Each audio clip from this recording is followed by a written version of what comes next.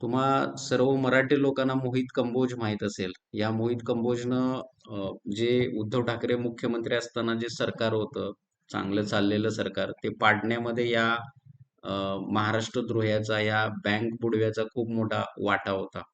तर या मोहित कंबोजच्या मुलीच्या वाढदिवसाला आज राज ठाकरे गेले होते. अ, आणि उद्धव ठाकरे चे चिरंजीव आदित्य ठाकरे गेले होते.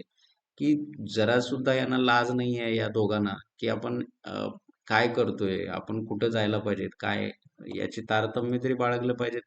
म्हणजे अ, ज्या ज्या माणसानं शिवसेना संपवली किंवा संपवण्यामध्ये वाटा घेतला, मोठा वाटा त्यामध्ये त्याचा होता. त्या माणसाच्या घरी तुम्ही जाता केक खाण्यासाठी. म्हणजे तुम्हाला इतकीच जर भिकारी पण लागला असेल, तुमच्यात दरिद्रता आली असेल, तर काय सांगावं?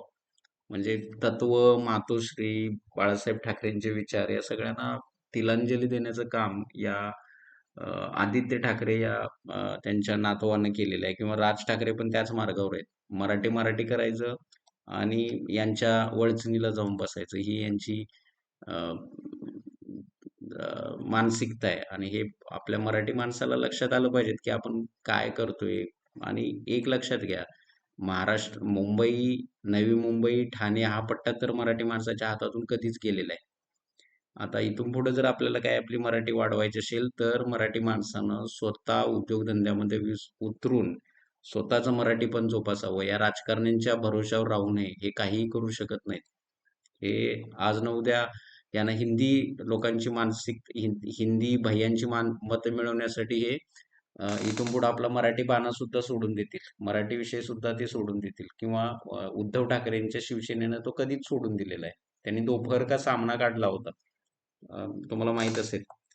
का तर त्या उत्तर भारतीयांना हिंदीमध्ये समजावं म्हणून. म्हणजे इतकी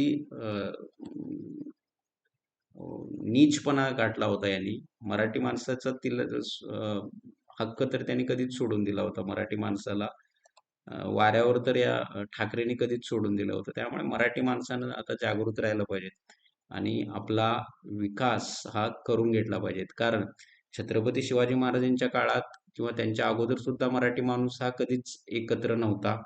शिवाजी महाराजांनी त्यांना काही प्रमाणात एकत्र आणायचा प्रयत्न केला. पण नंतर हा मराठी माणूस हा गटातटामध्ये विभागलेला असतो आणि तो आजही तसाच आहे. त्याला काहीही देणं-घेणं नाहीये. आपलं काय चाललंय, काय नाही. एस-आर-ए सारखे प्रोजेक्ट सध्या मुंबईचे सगळे एस-आर-एचे प्रोजेक्ट या बँक बुडव्याच्या नावावर आहेत. मोहित कंबोजच्या नावावर आहेत. आणि आपण मराठी माणसं तिथं किड्या-मुंग्याचं आयुष्य जगतो मुंबईमध्ये. हे समजून घेण्याची गोष्ट आहे आणि मराठी माणसानं या ठाकरेंना सा सोडलं पाहिजेत आणि आपला स्वतःचा विकास स्वतः घडवून आणला पाहिजेत. तरच या महाराष्ट्राला काहीसं भवितव्य आहे. नाहीतर महाराष्ट्र हा गुजरातांच्या दावणीला कधीच बांधला गेलाय आणि त्याचं काही असं महाराष्ट्राचं अस्तित्व असं आपल्याला काही दिसत नाही.